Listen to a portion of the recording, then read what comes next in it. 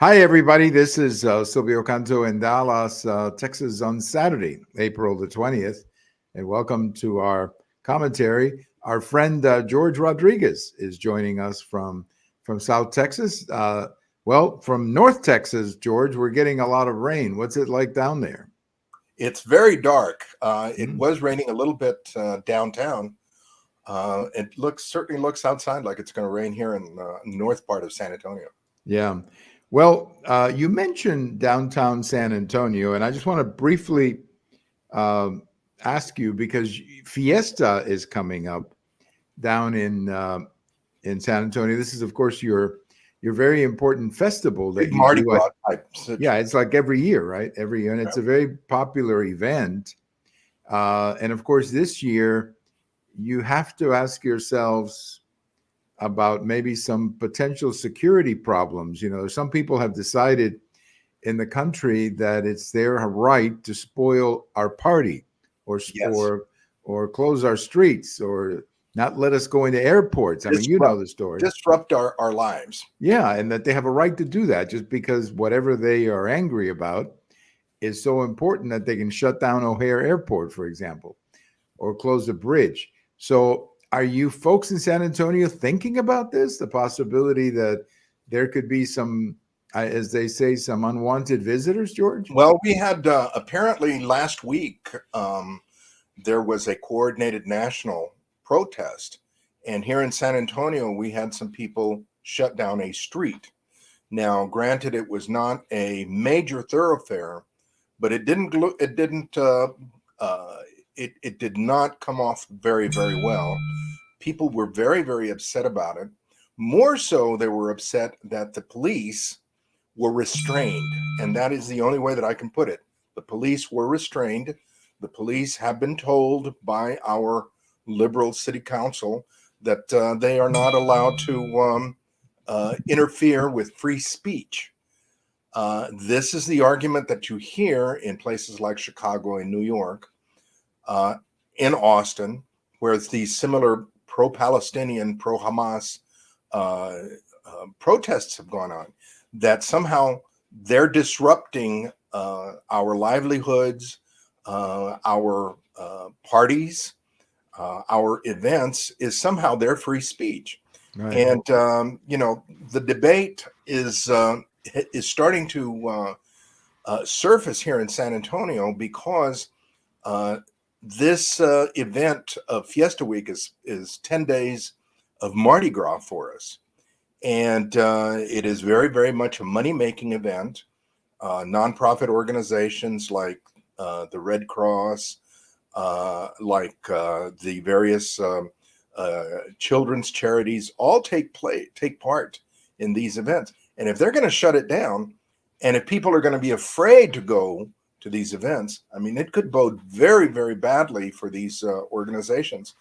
And again, the issue, like you said at the very beginning, do you have a right to spoil our parties because of your political sentiment? And Right.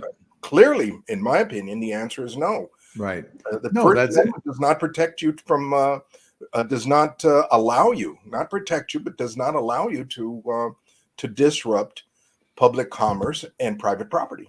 That's exactly right. And we just saw last week uh, in O'Hare, I mean O'Hare Airport in Chicago, they shut that down. Golden Gate Bridge, they shut that down. Now, in a situation like this, where the city of San Antonio is having an annual event, Fiesta, is there a place or is there a moment in let's say in the unfolding of these events, is there a moment where the governor could intervene if he senses or he feels that the local government is not protecting, like you say, the businesses or the people from having the fiesta that they've had for years? Is there a point that the governor could intervene, George? Well, I think that next week is really going to be that point. There is a river parade that is very well attended. Um, Easily, hundreds of thousands of people attend that river parade in the on the river walk. There are also two parades, one in the afternoon on Friday, and then next Saturday night, the largest night parade in the nation. All of these events are going to lend themselves to be disrupted. I guarantee they're all going to lend themselves to be disrupted. And if San Antonio can learn anything, there were two disruptions in the 1960s during the civil rights movement that caused a great deal of anxiety here in San Antonio. And we could argue that was for a much more worthy cause than this. In this case, I mean, literally, they are trying to justify Hamas. Right. No, I know no, but I think the larger point, though, whether it's a civil rights march or whatever it is, the larger point is, do you have a right to create this kind of disruption and close the streets and close airports and close? Yeah, right. That I think that's the larger point, that That you is can, it.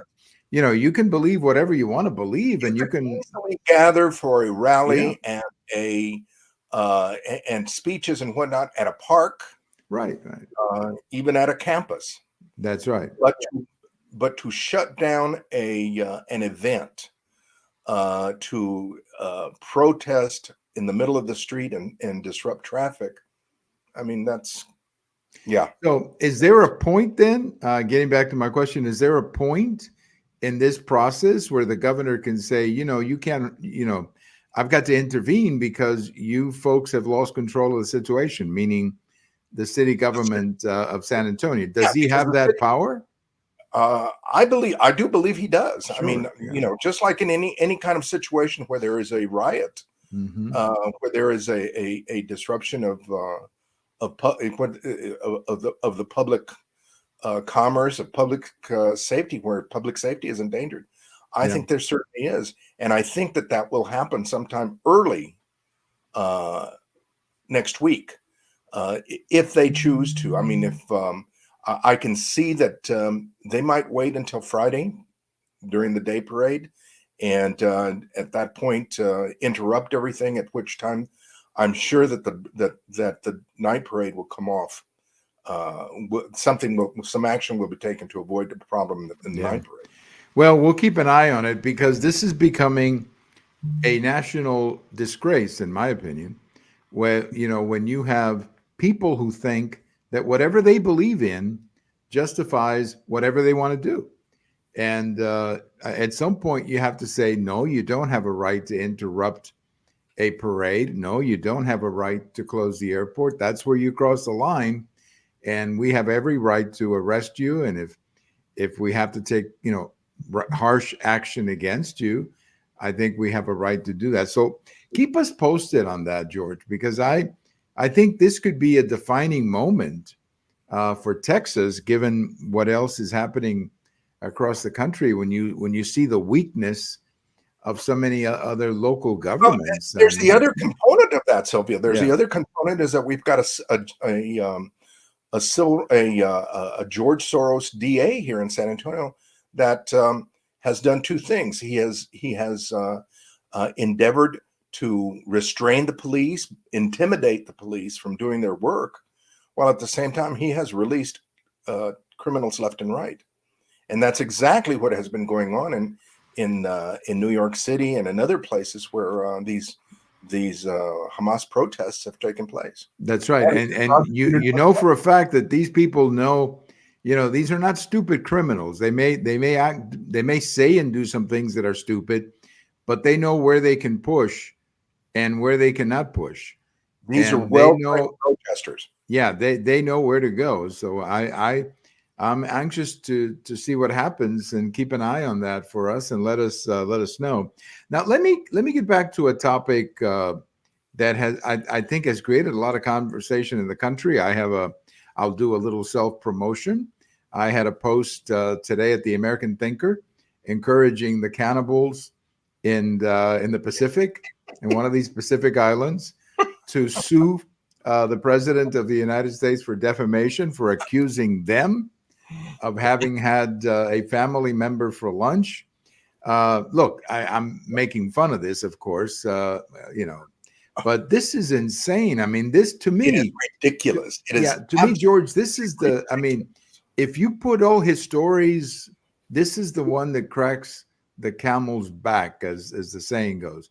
This is truly insane. And I'll tell you why. And I mean, aside from the fact that it's such a stupid story, it didn't happen, of course, but there were people, there were pilots and U.S. soldiers who met that fate in during World War II. You remember the story of George Bush, the elder George Bush, who who spent was several days, I think it was, yeah, a night he was day. 19 or 20 years old when his plane was shot down in the Pacific, and he spent several days in that water.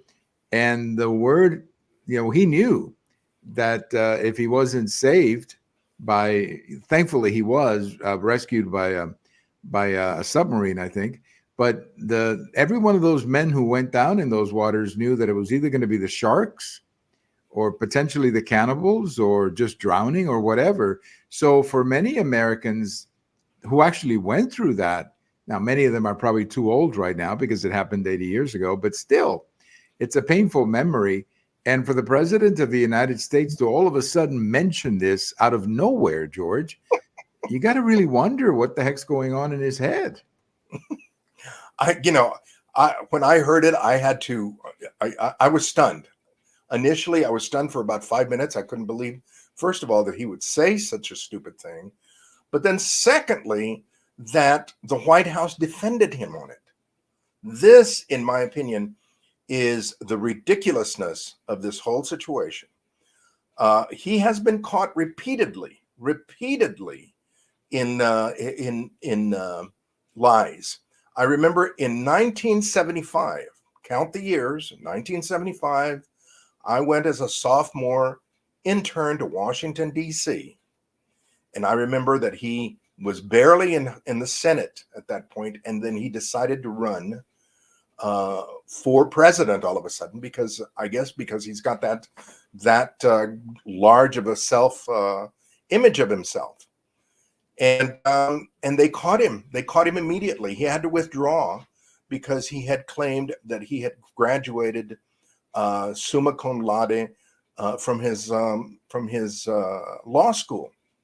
And they caught him immediately because it wasn't true. On the contrary, he'd graduated. He had mediocre scores in his law school.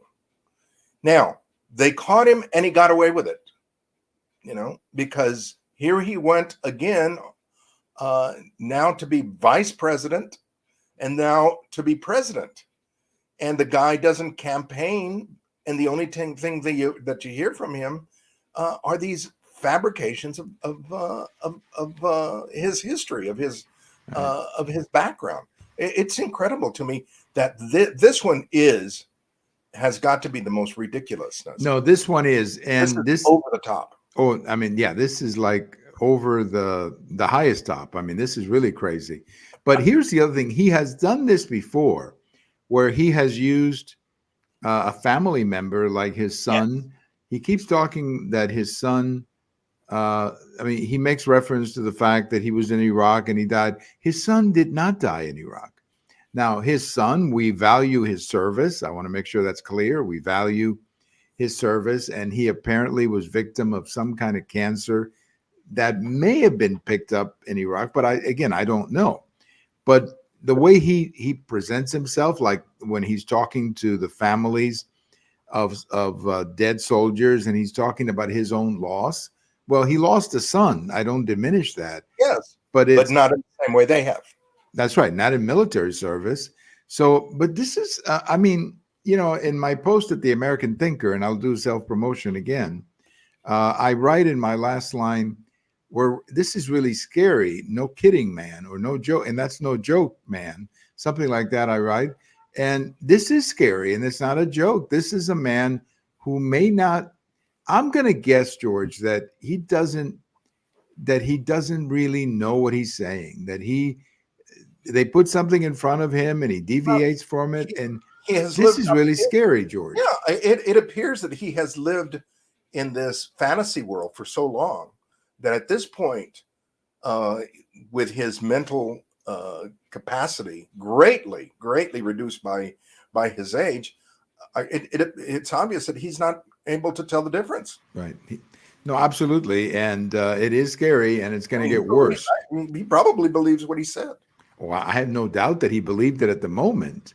And then, of course, was reminded later that no, it didn't. It didn't Yeah, happen but that way. again, But the ridiculousness is that the White House defended him, and that the Democratic Party activists continue to defend him or are silent on this whole. I agree with that 100%. I mean, there's clearly a double standard in that. And, I'm willing to cut, the party a little slack on this one, saying, I know, Democrat protecting Democrat. Okay, that's fine. But at some point, you got to put the country first. And at some point, Yeah. you have to look at this and realize that this is the president of the United States. And this is a man, as we saw last weekend, who may get a phone call or may find out that Iran is, shooting missiles to Israel. And, this is a man who I think has a very difficult job. And I continue to believe, and I'm more convinced of this every day, he's not up to this. And by the way, George, it's not because of his age. I know he's 82. That's not really it. There are people who are 82 who are very sharp. I think this is more of a problem, that happens to some people. It doesn't happen to every 82-year-old man.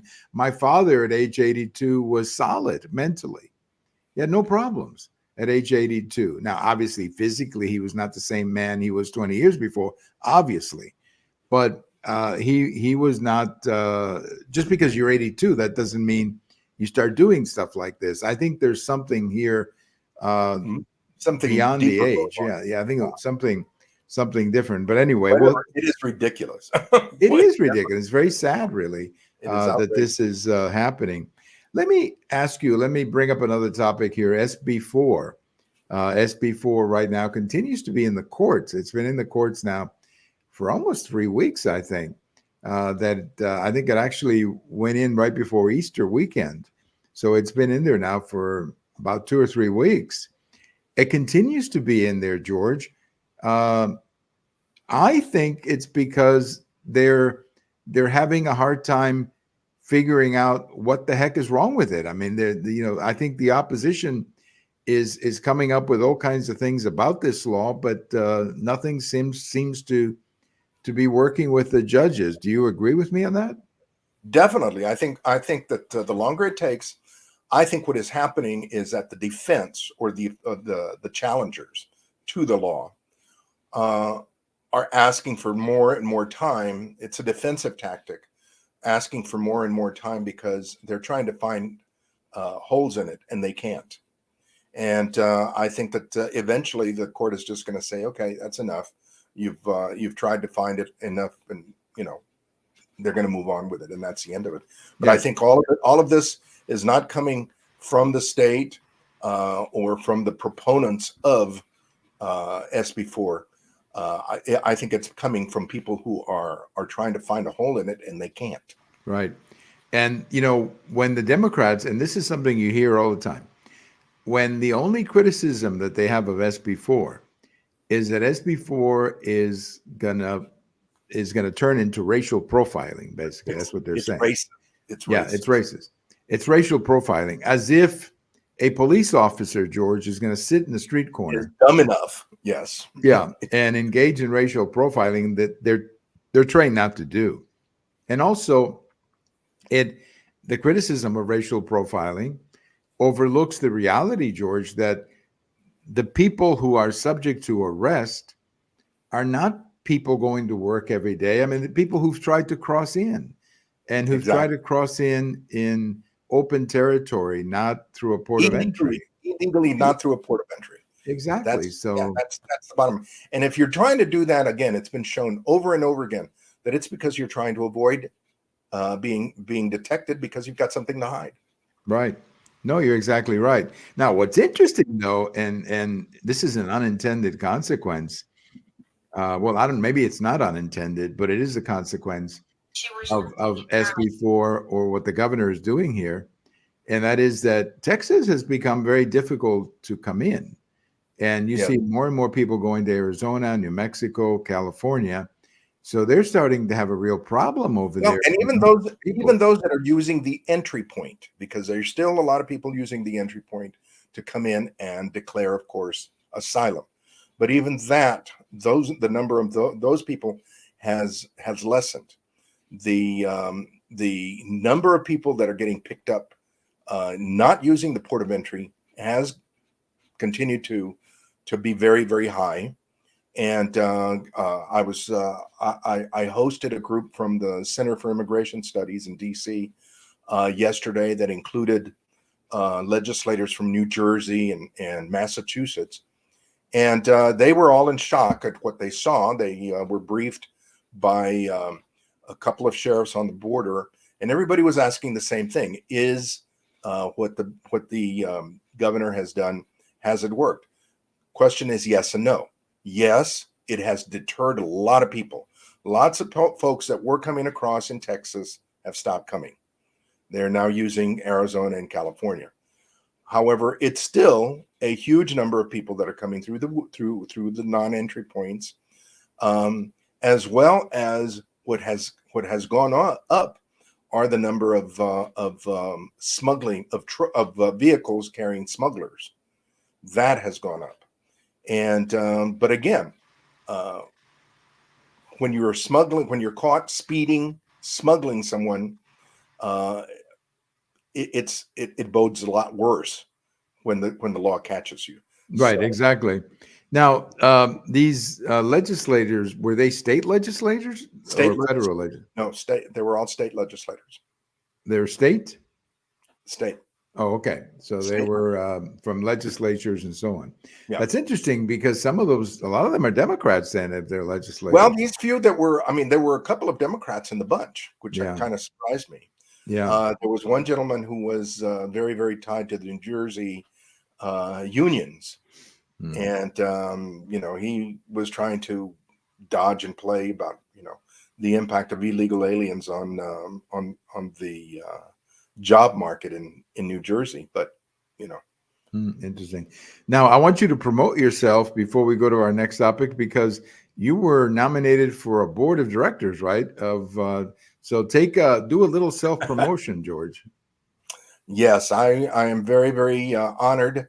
I have been asked to serve on the national board of a new foundation called the 9/11 Border 9/11 Foundation. It is very, very closely tied to the Trump administration. It's put together by Tom Homan, who is the former director of ICE under Trump, and who has been very, very vocal regarding illegal immigration. It's got several other superstars on it, so I'm very, very humbled by have been asked to serve on it, and all of this happened this past week, and I'm really excited. No, you should be. Congratulations on that. And is that board? Because I saw the information you sent me. Sarah Carter is on there on the board, Sarah right? Carter. Yeah, Sarah Carter, I, who I'm fine with some Eagles.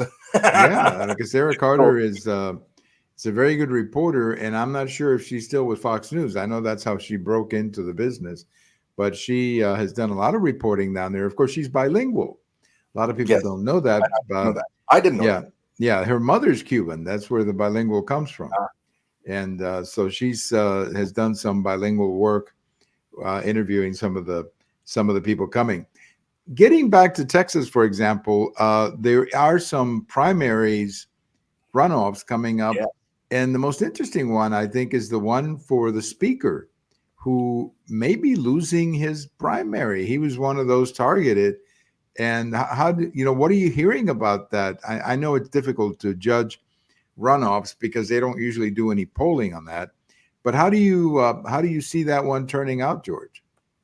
I think that the speaker is going to lose that one. He got into a runoff because there were about 4 or 5 different people that were challenging him. It says a lot that he was the incumbent and he was not able to pull it out, even though there were 5 or 6 opponents going to him. I mean, the opponents should have divided themselves up should have divided the vote up enough that usually an incumbent is able to win. However, that didn't happen, and now the opposition has rallied behind one opponent, one of his contenders, who, in my opinion, is very, very strong. The gentleman worked for the Cruz office at one point. He also was a very, very active participant in state conservative politics, particularly with the Tea Party, I remember.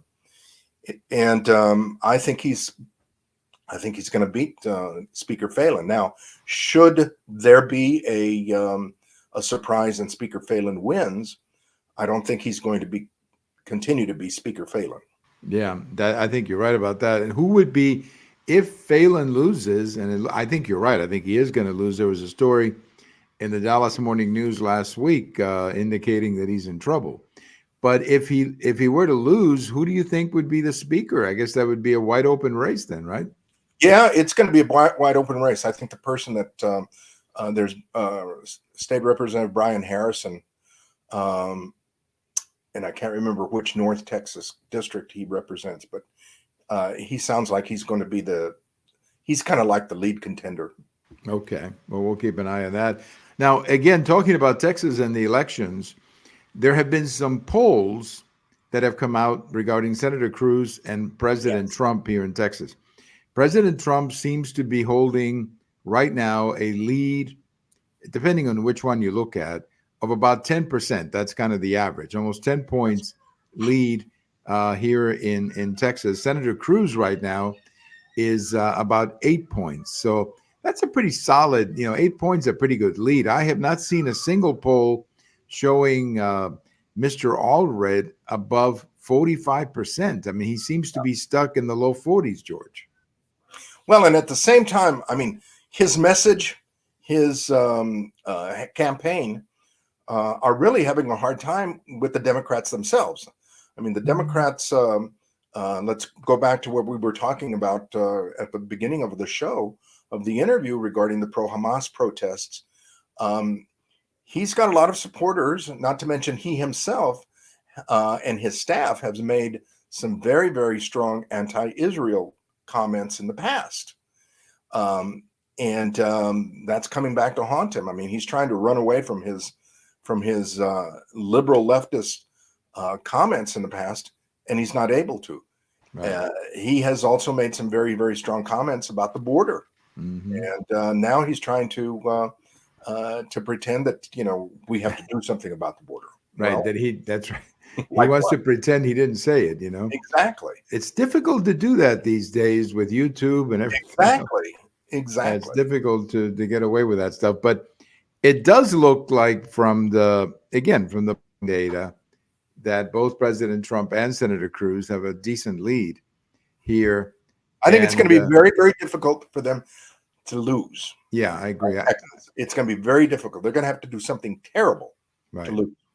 Well, I think, my guess is that you'll see Senator Cruz get on the campaign message after the runoff. I think the tradition is you wait till after the runoff, which is in late May. So I think you'll see the Cruz campaign really take off, I believe, in the summer. And of course, the other thing helping, they haven't gone on the offense yet, and they're winning. Yeah. So. Yeah. The other thing too that helps both Cruz and Trump is how unpopular President Biden in Texas. I mean, President Biden is a tough one to run with. Well, you've got to be sympathetic about his family getting eaten by cannibals. So yeah, I know he's never been the same man ever since that happened. Yeah, really. Well, let me ask you one last question, George, and I'll try to do this at the end of all of our podcasts here or videos as we approach the convention. Who do you think is going to be? I mean, I know that there's different people that we talked around before, but it seems like the flavor of the week, the one I'm hearing a lot now, is Senator Vance from Ohio. What do you think of that? Yeah, I mean, I've heard a lot of good things about Senator Vance. Initially, That's what what seems to make him very, very appealing is that he seems to have the two characteristics that Trump loves. He's very competent, very capable, number one, but he's also very humble. He supports whoever's in the leadership, and that is what Trump always looks for. It's somebody who's going to be a team player and support the leader. And Senator Vance certainly can do that. Yeah. Now, how old is Senator Vance? He looks, I mean, is he like in his late 30s or is he like into his 40s? He looks very, very young. I believe he does. Yeah. I believe he's in his late 40s though. Oh, okay. All right. Because he looks so young. So we hear a lot about Senator Vance. I hear a lot about Senator Rubio, Senator Cotton. You have, like you mentioned the last time, Governor Noem up in South Dakota. I guess it'll be one of those, maybe Senator Scott, all kinds of different options that he has. The one thing that he does have is some pretty good people to pick from, George. Definitely. He's got a great stable of great thoroughbreds that he can ride either one of them. And again, I think the question is going to be how much notoriety do each of these individuals pull on their own, while at the same time being team players. Right. Well, there's some of them that have been gotten so much on their own that it would be difficult for them to rein themselves in. Yeah. So, and that's always a problem for the VP. Although I will tell you that Trump really needs someone who can go out there and hit the message. Correct. So it's got to be someone who can deliver a good speech and stay on message. Correct. Someone who can, interact with the media and get out there and motivate. Very, very capable and supportive of him. That's right. Well, George, we're going to let you go back into that dark world of San Antonio and get ready for your Fiesta week. I bet they have some pretty good food on Fiesta week. That's exactly what I was going to tell you. Oh man, it's good. Yeah. However, we've been kind of shocked by the price. I don't know if you've gone to any of the events like the State Fair in Dallas or anything of the nature, but food has tripled. One of the things that has really, really been shocking has been people going to the events, the food events that started 2 nights ago, and buying something. Mm-hmm. And I guarantee buying a turkey leg, buying a taco. And this, I mean, what the Trump campaign ought to do is have something outside of the event, because everybody is just freaking out by the inflation. Oh, it is. The inflation is and it just went up again, it went up again the last time. Well, George, have a great weekend, and we'll like always have a chance to talk the next time. Thank you as always, and always thank you for your participation. Thank you for the invitation.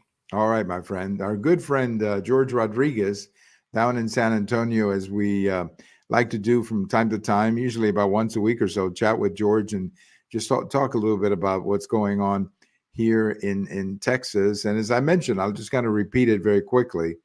At the moment, the polling data shows that President Trump and Senator Cruz are in comfortable positions for re-election. It doesn't mean it's over. It doesn't mean you don't vote, take anything for granted. But I think both of them right now look like they are headed for, at least re-election in Texas, and for President Trump to win Texas again. I predict that Trump will be about 10 points.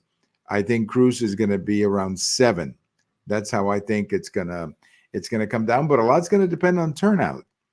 And that's always a wild card on these elections, because turnout, if there's enthusiasm on one side and not in the other, that always has a lot to do with the final numbers. Well, thank you. Thank you for listening. This is Silvio Canto in Dallas. Have a great weekend, and we'll talk to you later. Bye-bye, everybody.